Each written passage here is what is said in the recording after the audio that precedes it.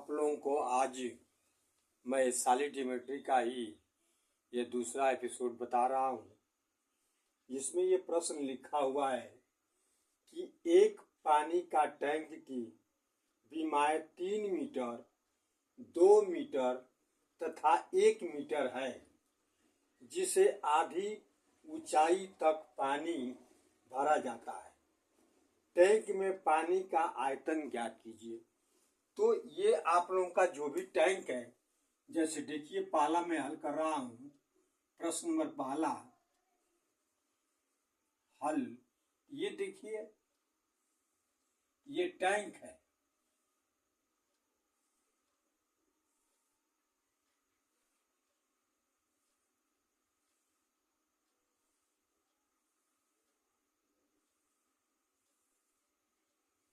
देख रहे ना, ये इसकी लंबाई ये है, यल है, जो 3 मीटर है, ठीक है।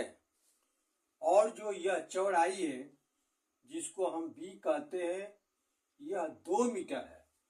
और इसकी ऊंचाई यह जो एच है वह 1 मीटर है।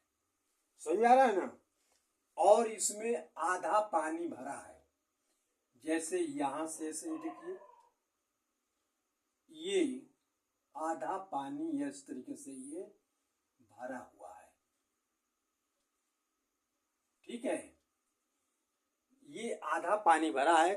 तो इस पानी का आयतन ज्ञात करना है, तो हम लिख लेंगे ये चीज हल कर रहे हैं। देखिए कि यह टैंक का या टैंक की लंबाई बराबर 3 मीटर, चौड़ाई 2 मीटर और ऊंचाई यह 1 मीटर है। लेकिन यह ध्यान देना है कि हमको पानी का आयतन निकालना है, तो पानी इसमें आधा ही भरा है, इसलिए हम ऊंचाई के जगह पर 1/2 मीटर लिख दे। ये बात क्लियर समझ में आ रहा है ना। जैसे ये पूरी है ना यहाँ से यहाँ तक, लेकिन आधा भरा है, तो हम केवल पानी के आयतन निकालेंगे।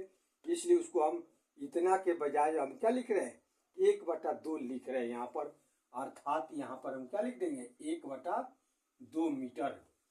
इसलिए टैंक में कुल पानी का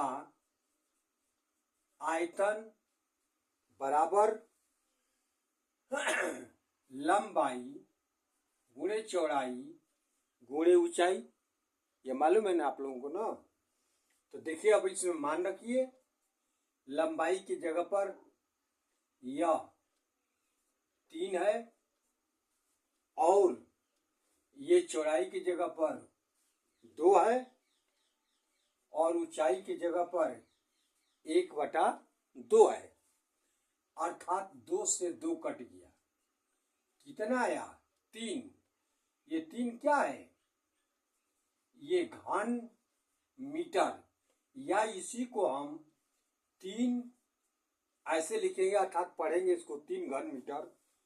तो हम जानते हैं कि चूंकि 1 घन मीटर बराबर 1000 लीटर, इसलिए 3 घन मीटर इजिकल टू 1000 गुणे 3, अर्थात 3000 लीटर।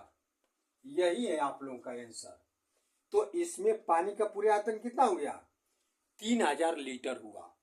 क्योंकि हम देखें ये जब भी निकाल रहे हैं, आयतन निकालेंगे आप लोग, तो घन मीटर में जब इसकी इकाई दिया हुआ मीटर, तो मीटर है, तो उसको आप लोग अब मान लीजिए कि पानी है, तो उसके धारिता के रूप में चेंज करेंगे। तो चूंकि 1 घन मीटर बराबर 1000 लीटर होता है, इसलिए 3 घन मीटर बराबर ये 3000 लीटर। ये आप लोगों का पहला प्रश्न हो गया। दूसरा प्रश्न यह है कि उस घन का आयतन ज्ञात कीजिए जिसका संपूर्ण पृष्ठ 294 या सेंटीमीटर ये स्क्वायर है। समझ आ रहा ना? तो अब देखिए इसको आगे।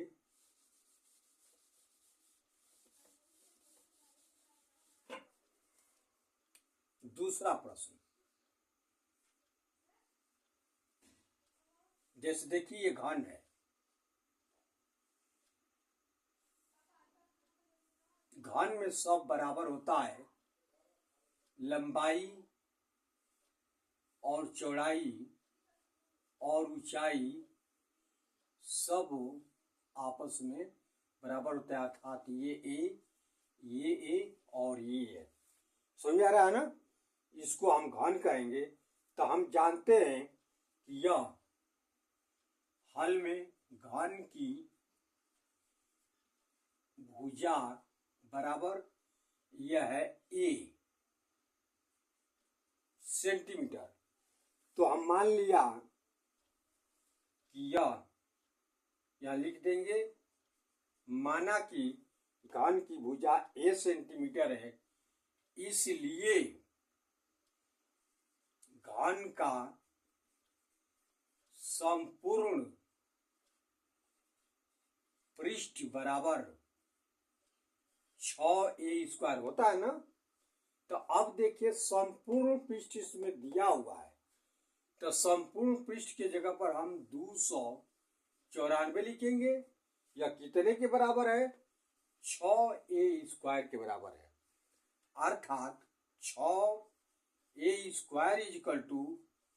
294 और इसलिए a² बराबर 294/6।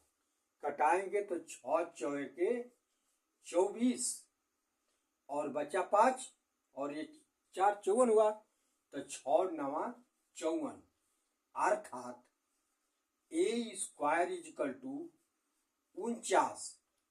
इसलिए a करणी में 49, अर्थात इसका वर्गमूल निकालोगे 49 का तो 7 हो गया। तो a का मान कितना हो गया? 7 सेंटीमीटर। तो हम इसका आयतन निकालना है ना, इसलिए घन का आयतन बराबर यह a का क्यूब, अर्थात a है आप लोगों का 7, 7 पर 3, अर्थात 7 × 7 × 7। इसको गुणा करेंगे तो 7 7 49 × 7 और 7 में गुणा कर देंगे तो 7 9 63, 3 6 और 7 चौक 28, 28 28 से 2 30 और 4 34, ये 343। ये क्या हो गया? घन सेंटीमीटर। तो ये देख लिए, गुणा भाग देख लेना, गलत नहीं है ना। ये 7 9 63 के 3 6 और यह 7 चौक 28 29 30 31 32 33 34 मैंने सही है। तो यही है आप लोगों का ये आंसर, अर्थात जो यह दिया हुआ है, यह संपूर्ण पृष्ठ मालूम है तो सबसे पहले उसकी भुजा निकालेंगे तब, क्योंकि हम जानते हैं कि घन का आयतन बराबर a का क्यूब होता है। तो जब a निकल गया तो a का 3, अर्थात इसका 343 घन सेंटीमीटर। यह इकाई को ध्यान रखिएगा, इकाई जिस इकाई में उसी इकाई में रखेंगे। ये आप सभी लोग समझ में आ रहा है ना? हाँ, ये वीडियो समझ में आप लोगों को आया हो तो आप लोग लाइक और सब्सक्राइब अवश्य करें।